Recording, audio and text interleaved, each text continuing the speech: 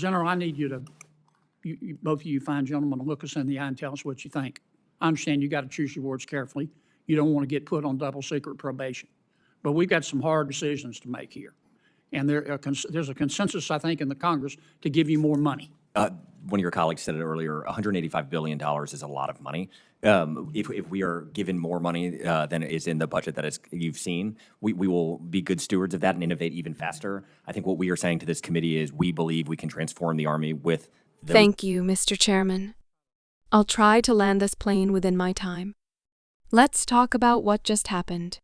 A U.S. Senator took the mic and delivered one of the most direct warnings on the Senate floor, laying out a global map of rising threats. He didn't mince words. He believes that China, Russia, Iran, and even their digital allies are collaborating. And he laid out the playbook. China calls the shots. Russia takes Eastern Europe. Iran claims the Middle East. And together, they push into Africa, South America, and even space. Now ask yourself, is that an overreaction, or is he right? Military leaders, sitting just feet away, didn't deny it. They didn't confirm it either. But their silence said plenty. If you're following these global power moves, make sure you hit that subscribe button right now. Thank you, Mr. Chairman. I'll try to land this plane within my time. I want to tell you briefly how I see the world and invite you to tell me if I'm wrong. I think President Xi and President Putin and the Ayatollah in Iran are working together. I think that President Xi is the quarterback. I think their goal is to have Russia dominate Central and Eastern Europe, to have Iran dominate the Middle East, and to have China dominate the Indo-Pacific while being free to roam in sub-Saharan Africa and South America and space.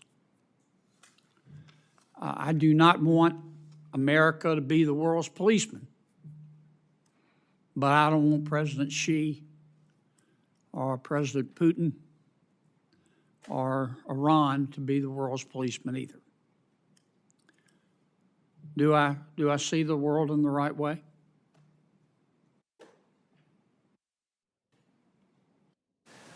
I would tell you, Senator, that we are seeing them. I don't know specifically what their ambitions are, but we do see them working together and doing some of those things against our interest. General, I need you to, both of you fine gentlemen, to look us in the eye and tell us what you think. I understand you got to choose your words carefully. You don't want to get put on double secret probation. But we've got some hard decisions to make here. And there's a consensus, I think, in the Congress to give you more money. Because I think we need to spend more money on defense. But you're going to have to give us straight answers and tell us what you think.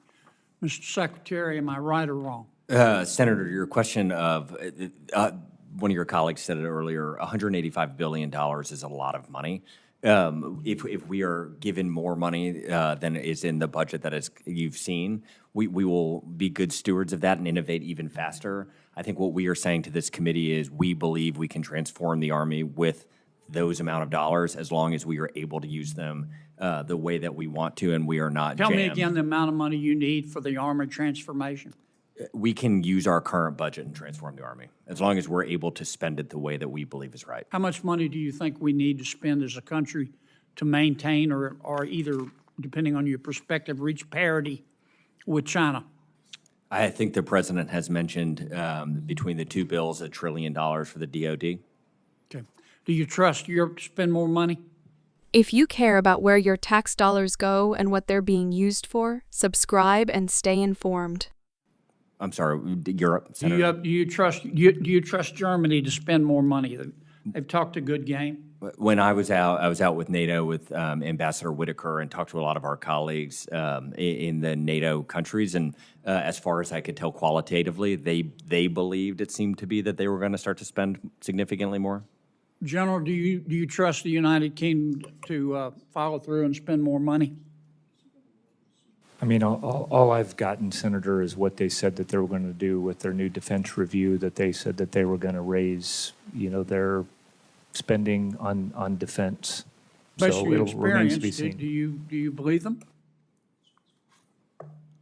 I mean, I think we're big believers in we'll see. I think action is what counts in some of this. There's certainly been a whole bunch of our allies that have done that when they've called for. Tell me, Poland is- General, how you think the war in Ukraine relates to our struggle with China. Are the two inextricably linked, or do the two have nothing to do with each other? Well, I think, Senator, everybody is watching that fight right now, taking lessons from it. I think everybody's doing that. I think everybody is looking. I get a lot of comments. General, I know everybody's watching. I got that Yeah. part. We're all watching. Do you think what we do in Ukraine impacts our struggle with China or not? Give me a straight I answer. do think our partners and allies are watching what we're doing and how that turns out. Yes, Senator, I agree with that. All right. Last question, because I'm going to land this plane. How's our recruiting coming? We're dominating recruiting and retention. Why is it better? We made some structural changes and the return to a focus on lethality among our leadership. What structural changes did you make?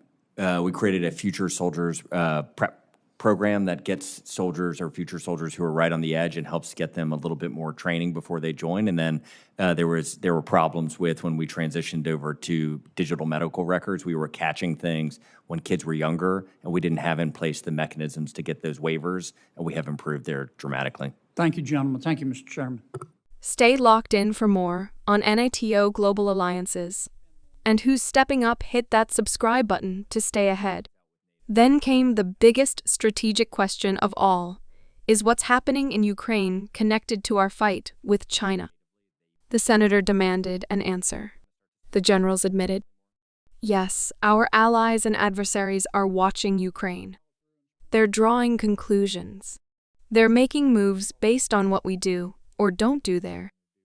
So yes, what happens in Ukraine affects the entire global balance. That means every weapon sent, every decision made, echoes far beyond Europe. This is the kind of connection most people miss. If you don't want to miss what's coming, subscribe now and be ready. He wrapped with something surprisingly hopeful: recruiting.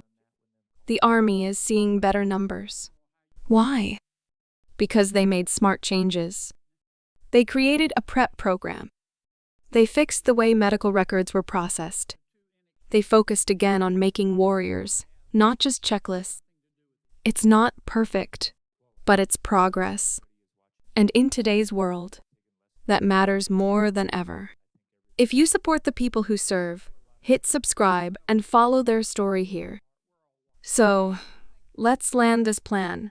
The senator's message was simple, but serious. He doesn't want America to police the world, but he doesn't want China, Russia, or Iran doing it either. The threats are real. The alliances are shifting, and the clock is ticking. We need clarity. We need courage, and we need commitment. If you agree, don't just watch, subscribe, because this story isn't over. It's just beginning.